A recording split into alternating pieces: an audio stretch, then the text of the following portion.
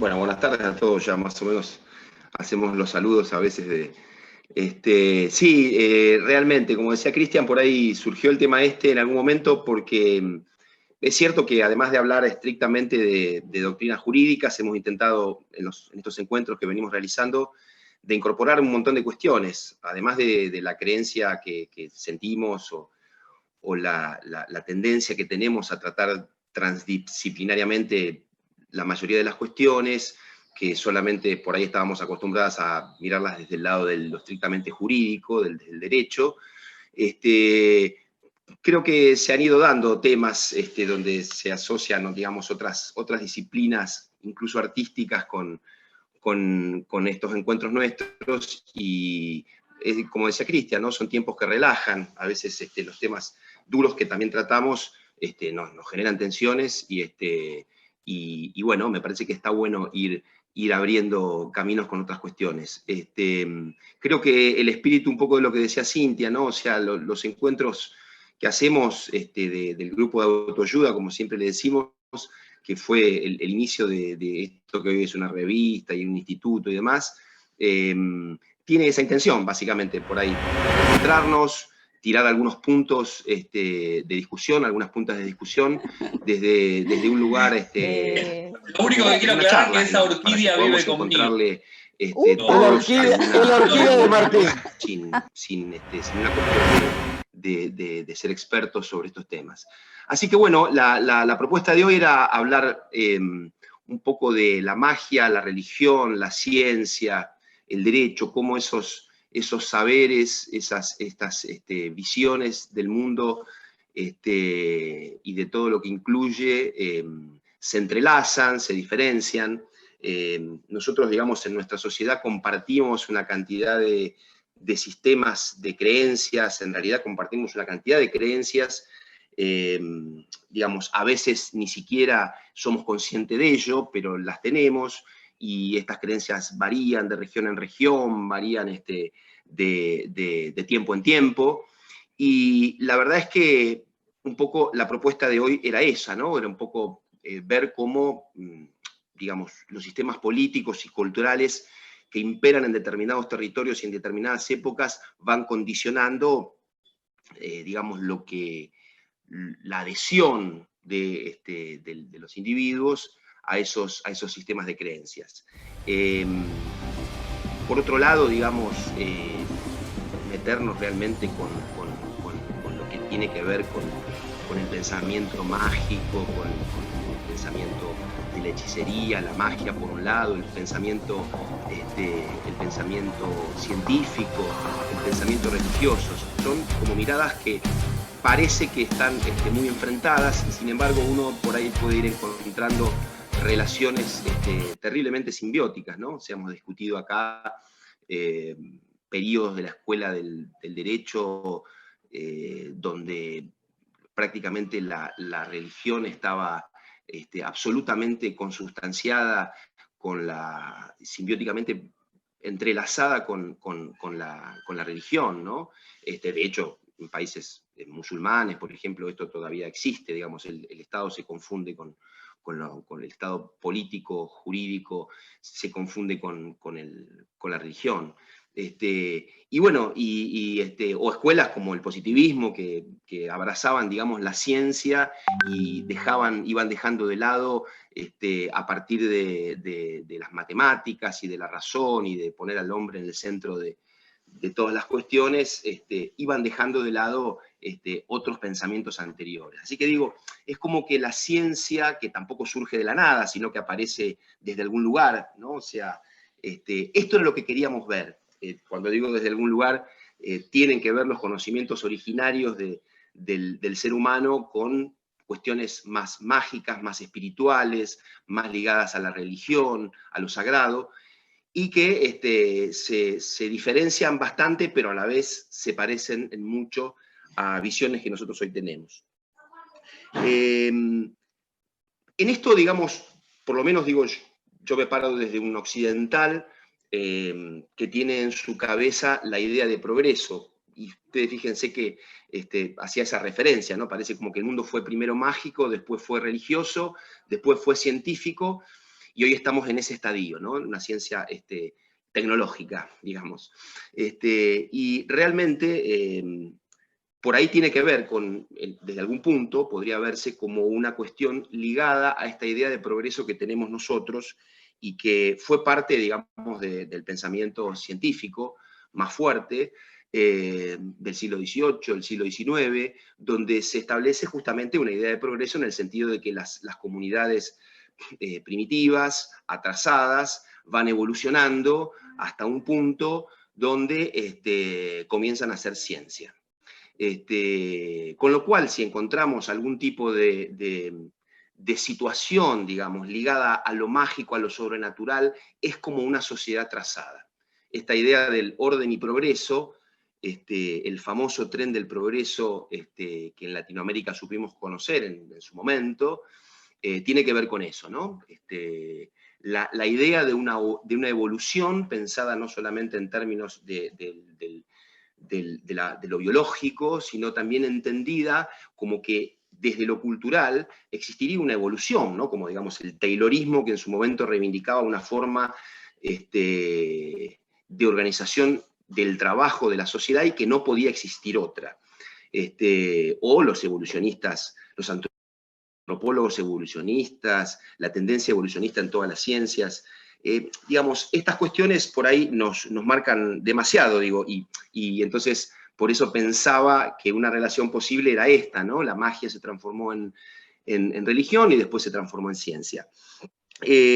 Este hilo, digamos, este hilo conductor, lo que nos lleva por un lado, y digo, hago un parate en esto, es a tener en cuenta que en esas visiones, evidentemente, hay algún tipo de desprecio o quita de valor de determinados conocimientos que por ahí justamente el hombre en su estadio primitivo pudo tener, ¿no?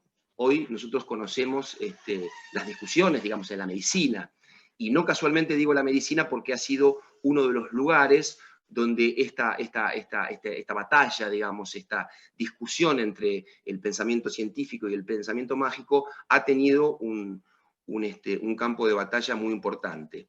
En el caso de la medicina, digo, hoy nosotros convivimos con la discusión entre el médico homeópata y el médico clínico tradicional, o los remedios caseros. O sea, hay una mezcla, una fusión muy importante de una cantidad de saberes que nosotros vamos incorporando en nuestra vida cotidiana, e incluso muchos de ellos toman en algún momento un estatus científico y son reconocidos en función de eso. Como decía, digo, el pensamiento mágico, siempre entendido como un hecho, digamos, sobrenatural o erróneo o no justificado, en los términos que nosotros entendemos hoy que puede ser justificado un tipo de conocimiento. Y ese pensamiento primitivo, sin la relación de causa-efecto que nosotros hoy conocemos como la relación de causa-efecto, pero sí avalado por lo popular, digamos, sí reconocido por la gente, constituye ese pensamiento mágico que ha tenido, digamos, siempre una relación directa con el pensamiento científico. De hecho, el pensamiento mágico ha ayudado en muchas situaciones a acompañar, digamos, por ejemplo, grandes descubrimientos, o a que el hombre desde la ciencia pueda meterse en terrenos que no eran en su momento como oportunos o válidos para la ciencia. La ciencia, digamos, el pensamiento científico, que es como el punto que viene a superar todo esto, básicamente se basa en la razón, se basa en un pensamiento, digamos, de observación y de experimentación, y sobre todo en el ámbito de justificación, que es lo que parece chocar bastante de lleno con los pensamientos que antes mencionaba, el pensamiento mágico y el pensamiento religioso, ¿no? O sea, la objetividad, racionalidad, demostrabilidad, verificabilidad, sistema, la idea de sistema, sistematicidad, el tema del método, o sea, y además de una precisión importante, la capacidad de ser comunicado de determinadas maneras. Muchas de estas cuestiones también están incluidas en otros saberes, digamos, que más tengan que ver con lo mágico y lo religioso. Sin embargo, hoy, desde el pensamiento científico, nosotros ponemos esos elementos que yo antes mencionaba como base para diferenciar unos de otros. Viendo un poco, digamos, la mirada desde la ciencia, que es el lugar más cercano a nosotros hoy, incluso como gente del derecho, como operadores del derecho, desde ese punto de vista ha sido una preocupación la cuestión de la magia y la ciencia, la cuestión del pensamiento mágico y científico, en innumerable cantidad de filósofos, sociólogos, antropólogos. Menciono lo de antropólogos porque me quería detener en un par de figuras. Una era Malinowski, Bronislaw Malinowski es un antropólogo que escribe un libro que se llama Magia, Ciencia y Religión, donde establece, digamos, algunas cuestiones, algunas puntas interesantes para pensar estas posibles cruzamientos y estas posibles divergencias entre estos saberes que yo antes mencionaba. Malinowski, me quedo como dato importante, digamos, una diferencia que él hace entre lo sagrado y lo profano. O sea, él entiende, digamos, que siempre hay una actitud, aún en los estadios más primitivos del ser humano, siempre hay una actitud de observación. Y que esa observación lo que intenta es, digamos, mejorar determinados elementos que favorezcan a esa comunidad primitiva en la que ellos viven. O sea, sin ser ciencia, dice Malinowski, hace una especie de relación, ese conocimiento a partir de la observación que se hace, digamos, Malinowski es un antropólogo que además, digamos, desarrolla la etnografía. La mayoría de los antropólogos antes de Malinowski leían lo que otros antropólogos hacían, que eran viajeros que llegaban a determinadas zonas donde vivían grupos primitivos, básicamente. Por eso los primeros antropólogos son de la época del colonialismo, porque llegaban, digamos, los barcos franceses, ingleses, europeos, a las costas de África, en el Medio Oriente, y entonces ahí, en algunos lugares, sobre todo en África, encontraban, o en Guinea, encontraban situaciones que los sobrepasaban, pero ellos tomaban esos datos. ¿Qué hacían? Los mandaban a Europa, y en Europa hacían su ciencia los antropólogos. Malinowski rompe con este concepto y va directamente al lugar a observar qué es lo que pasa. Un tipo que, digamos, convive, empieza la idea del antropólogo conviviendo con ese otro al que voy a estudiar, observar y analizar. Y menciono eso porque es interesante, digamos, que alguien que lo haya visto, que lo haya escrito y nos dé testimonio, nos cuente, digamos, de estas cuestiones, donde empezamos a ver la reproducción en esas comunidades muy primitivas de muchos de los mecanismos que nosotros utilizamos hoy en la ciencia, ya estaban presentes en estos conocimientos sobrenaturales y mágicos de estos grupos.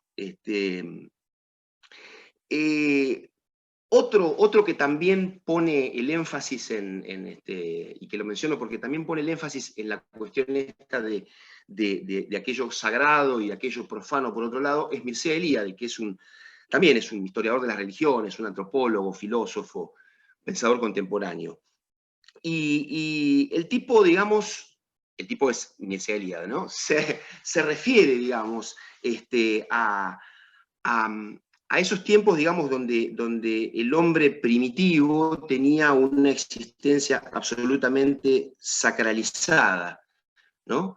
Y justamente los mitos, la religión, constituían un saber muy importante para esas comunidades. Él lo ve a través del estudio de las religiones, por las prácticas, digo, para ser bastante sintético, ¿no? O sea, él observaba que eso se encontraba presente también en comunidades primitivas. Y esto que vemos en distintos autores, ¿no? Yo citaba a Guibur, mencionábamos a Guibur, que bueno, justamente no es un filósofo que, digamos, ponga en juego mucho las cuestiones empíricas, sino que más en general tiende hacia las cuestiones ligadas a lo formal y para el análisis del derecho, digo, ¿no?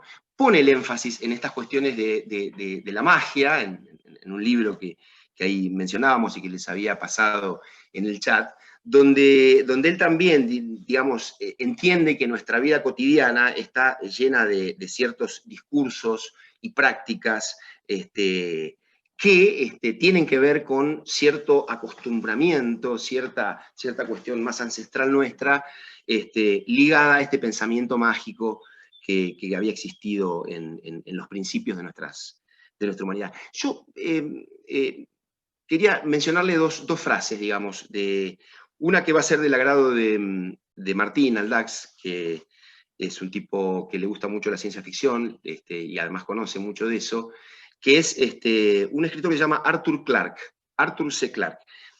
Me encanta la frase de este tipo porque Clarke decía, cualquier tecnología suficientemente avanzada es indistinguible de la magia, decía Clarke. Una frase realmente me impactó cuando la leí, ¿no? Cualquier tecnología suficientemente avanzada es indistinguible de la magia. Y me venía a cuento Spinoza, ¿no? Ustedes saben, Spinoza, un filósofo ligado a la escolástica, por ahí un tipo más fuertemente racionalista, digamos, viene con el final de la escolástica, y es, junto con Leibniz, de los que intentan, digamos, darle un fundamento matemático, científico, a lo que eran los conceptos, digamos, del iusnaturalismo, en el caso del derecho, y en general de toda la visión humanista cristiana. Leibniz y Spinoza se toman la ardua tarea de empezar a través de, fundamentalmente la matemática, empezar a poder dar una descripción del mundo con una mirada mucho más científica que lo que había sido la visión de la filosofía cristiana anterior. Y Spinoza decía lo siguiente, que me resultó también muy interesante. Dice Spinoza, ¿no? Dice, el vulgo llama milagros a los fenómenos extraordinarios de la naturaleza. Es decir, obras de Dios, dice Spinoza. Y ya por devoción, ya por antipatía a los naturalistas, se complace en la ignorancia de las causas y no quiere oír hablar de lo que admira, es decir, de lo que ignora.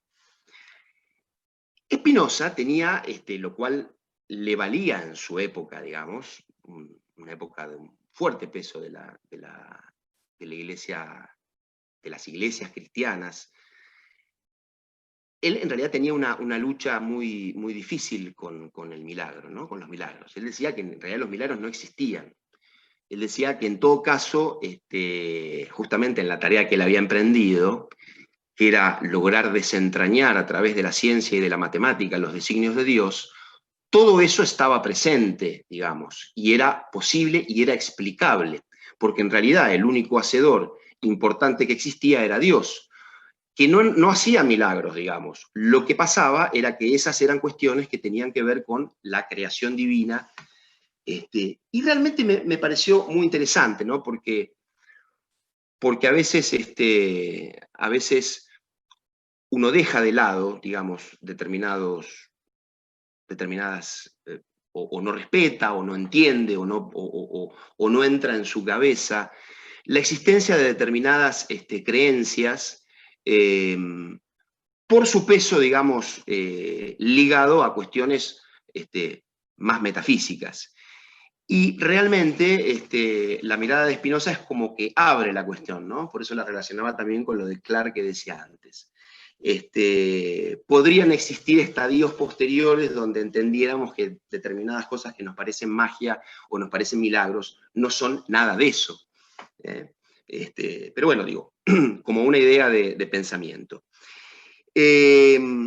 Nombro un autor más, digamos, que se preocupó y que seguramente también debe ser del agrado de Cintia por la cuestión literaria. Me refiero a Aldous Huxley, ¿no? Un escritor inglés, que él estaba muy preocupado por la percepción, digamos, la idea de la percepción vista desde la literatura. Digo, la percepción es una cuestión, digamos, que le complica la vida a Aristóteles, y ni los fenomenólogos, Husserl y compañía, logran resolver la cuestión. Digo, la idea de la percepción, de cómo percibimos, cuestiones que hemos visto acá, ¿no? El tema, cuando vimos el tema de Sartre, la idea del otro, bueno, me parece que todas esas cuestiones le preocupan a este escritor inglés. Escribe un libro que se llama Las puertas de la percepción, que fue una especie de bestseller. De hecho, para los que les guste el rock, sé que a algunos les gusta el rock, la banda de Doors, de Jim Morrison, la famosa banda de Doors de Jim Morrison,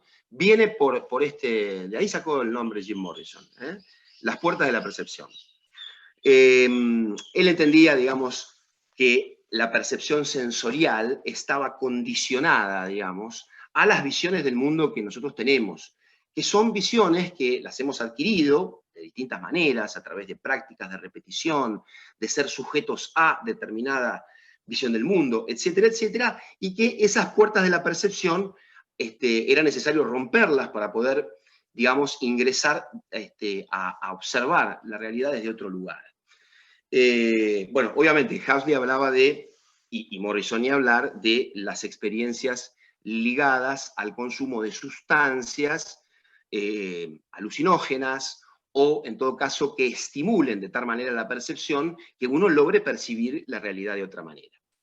Y Huxley me da el pie para hablar del escritor que queríamos hoy traer como punto de discusión y de análisis, porque es un escritor, es un peruano. Este es el libro que se llama Las enseñanzas de Don Juan. El libro es de Carlos Castaneda.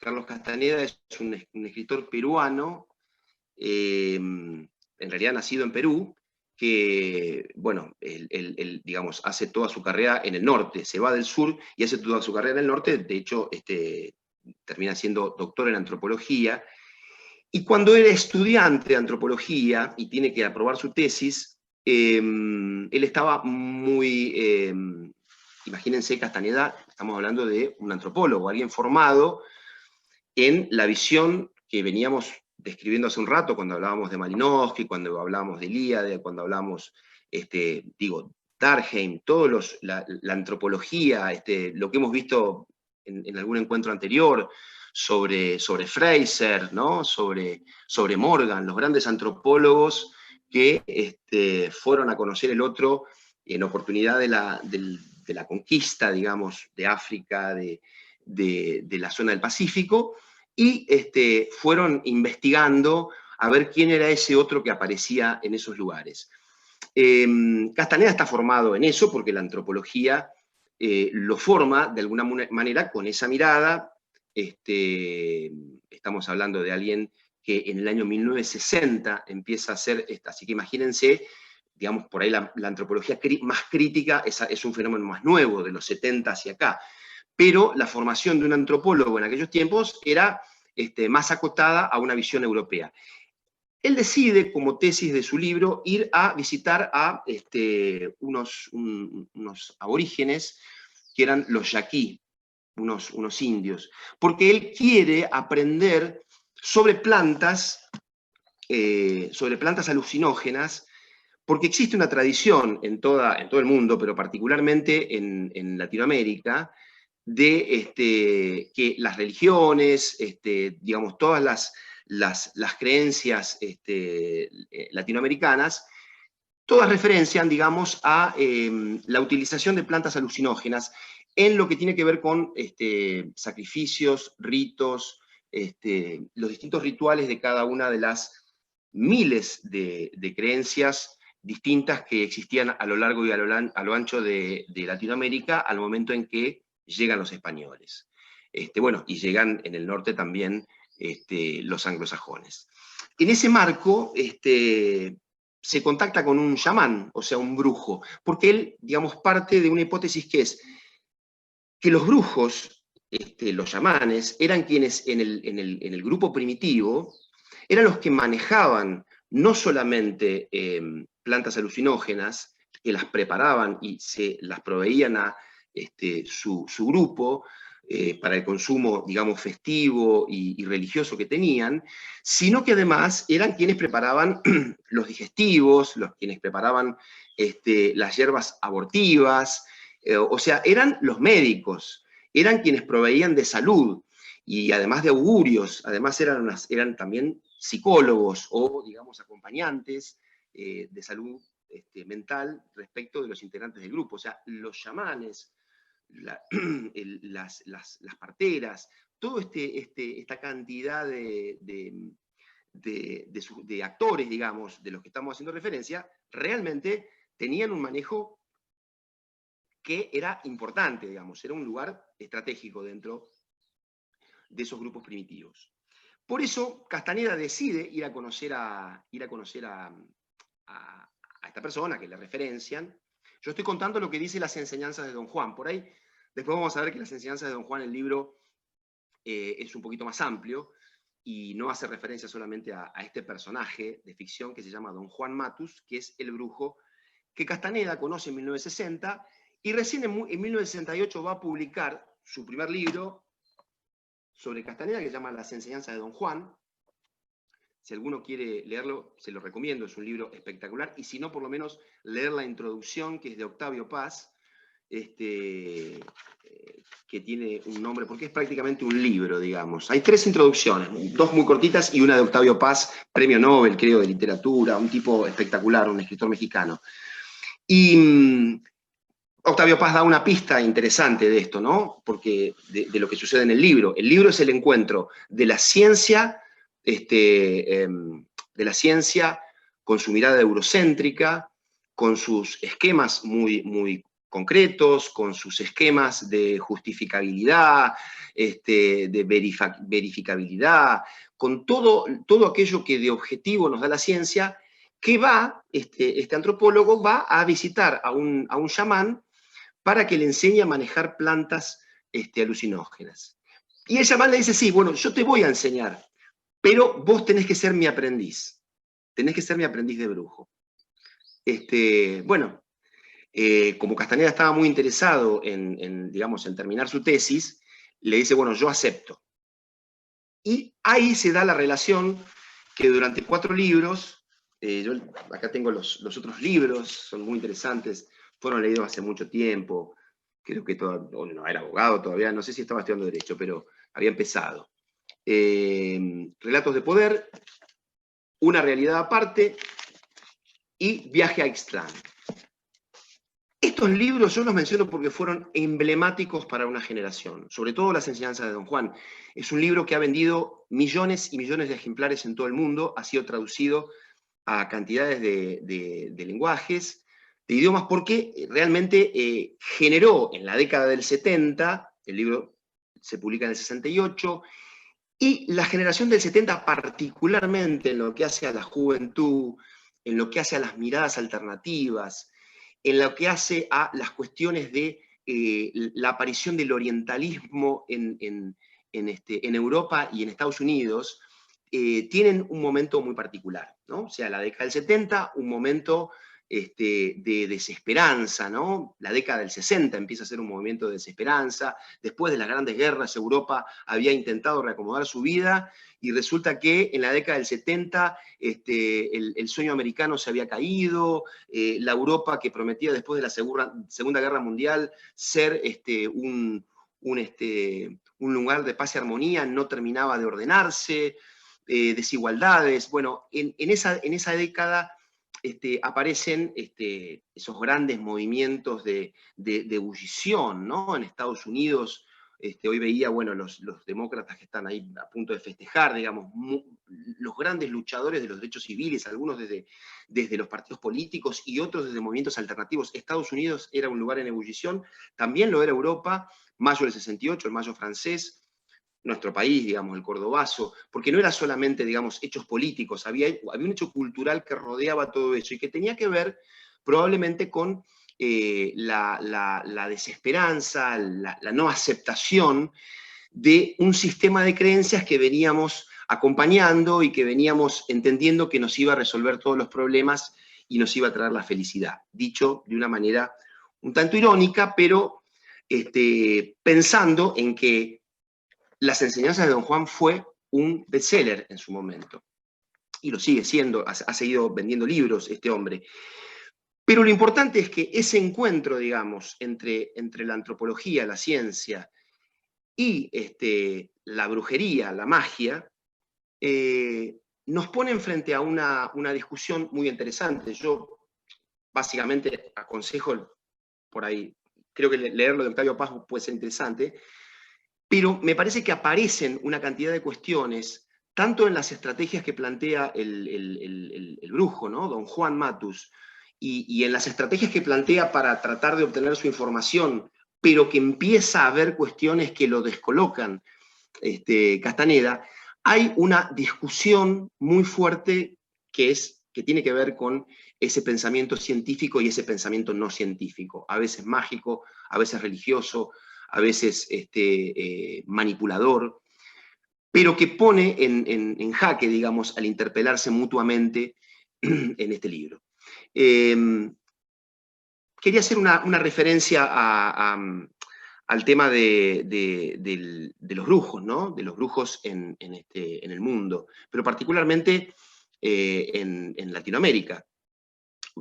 Habíamos hablado alguna vez del tema de cómo la brujería, digamos, la hechicería fue en Europa medieval, fue absolutamente perseguida, y bueno, la tristemente célebre Santa Inquisición, que es una institución española que se desarrolla y actúa en España, y además tiene grandes también actuaciones aquí en América, no surge necesariamente como una organización ligada a lo religioso, o que tuviera que ver con algún tipo de cortapisa y división para separar la paja del trigo entre lo religioso y entre aquello que, digamos, contrae la religión. Aunque ya de por sí la idea, digamos, de un tribunal inquisidor que básicamente separa, digamos, aquello que es el buen pensamiento religioso del que no, es una idea bastante compleja y malévola. Digamos, la idea de la Inquisición aparece fundamentalmente en España a partir de la necesidad de que los judíos, los marranos, aquellos que se convertían, digamos, al catolicismo, no, digamos, fueran mentirosos, o sea, no ocultaran su judaísmo debajo de algunas prácticas sociales ligadas a la cristiandad. Esto, digamos, es como aparece la relación por la cuestión de la Inquisición. En un momento determinado, deja de ser, digamos, de tener esta función, que en realidad tal vez nunca la había tenido, porque en realidad lo que sí aparece como complicado es cómo en el marco de la aparición y del ascenso de la burguesía en Europa y también en España, muchos judíos conversos y los mudéjares o los moros, como se llamaron después, musulmanes que habían quedado en territorio español, tenían, bueno, digamos, afición al comercio y práctica de él, y discutían, tenían un conflicto serio con las burguesías locales, que eran básicamente tradicionales del lugar y que no provenían de ninguna otra religión. Eran, estaban ligados a la corona de Castilla y de Aragón, pero no solamente por una cuestión religiosa, sino porque además eran parte de ese pueblo, de ese territorio que había venido a ser invadido en algún momento o por musulmanes o por judíos a través de su llegada y su intervención en el comercio y en la vida social. Lo pongo de manifiesto esto porque es un germen, digamos, de discusión interesante, porque, digamos, hay hasta un contenido político y de discusión de poder bastante fuerte en el inicio de lo que aparecería como una institución en realidad ligada simplemente a una cuestión religiosa.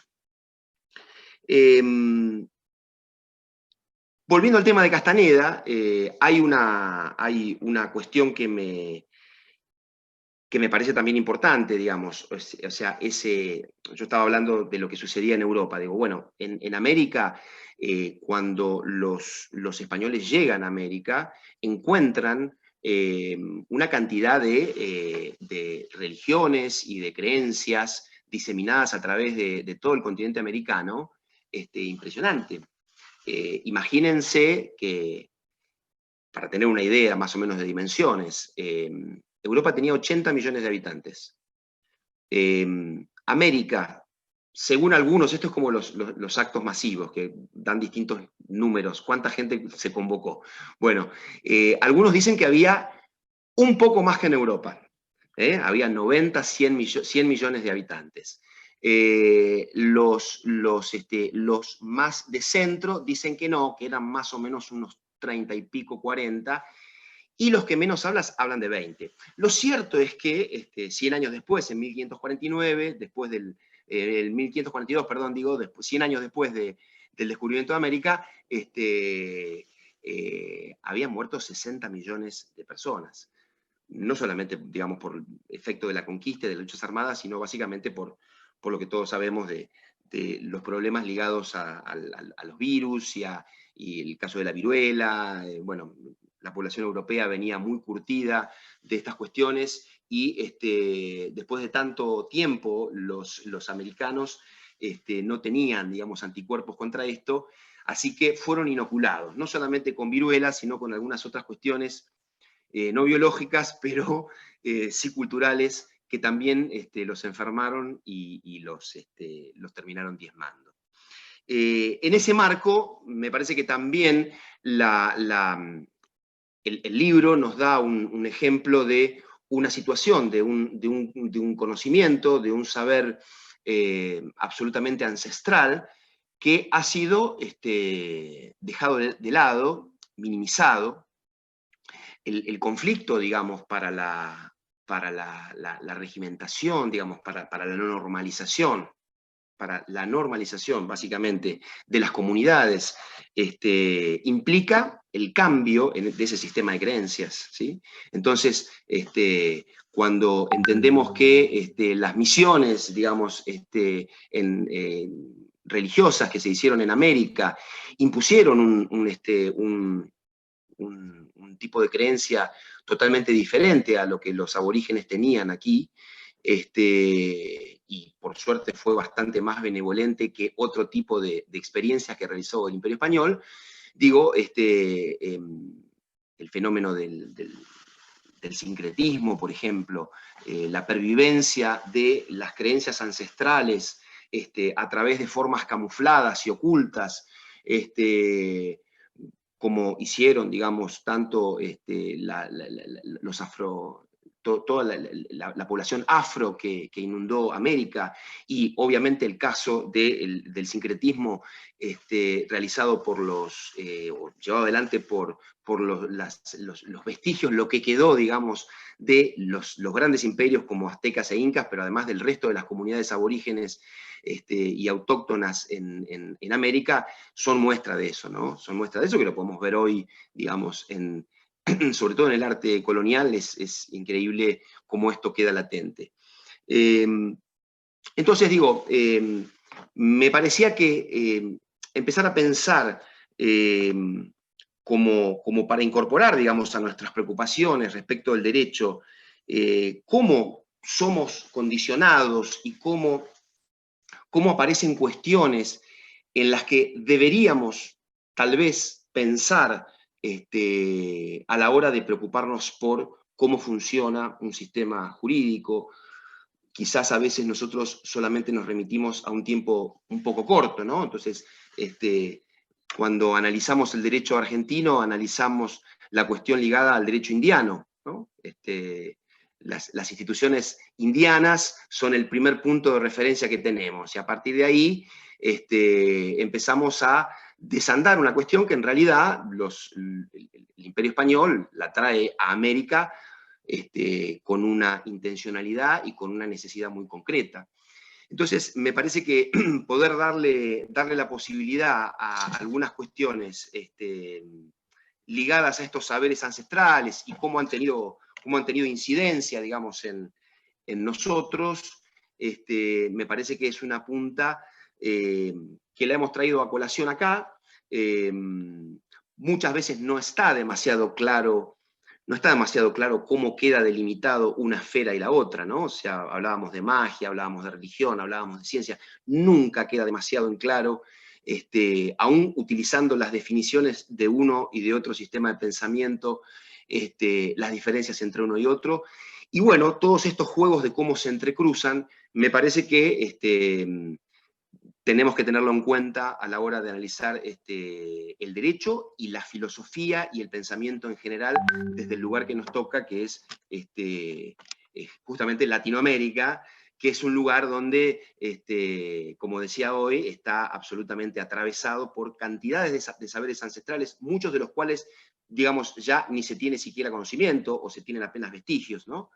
Lamentablemente en esto de la conquista y la conquista cultural que implica, en general, y no es patrimonio de los españoles, digo, en la historia de la humanidad, ¿no? El pensamiento que ocupa el lugar del otro termina aniquilándolo y la verdad es que muchas veces no quedan ni siquiera referencias de eso. Así que bueno, este era el aporte y bueno, abrir un poco la idea entre nosotros de encontrar relaciones y asociar relaciones libremente entre uno y otro campo de saber que hoy estaba tratando de darles.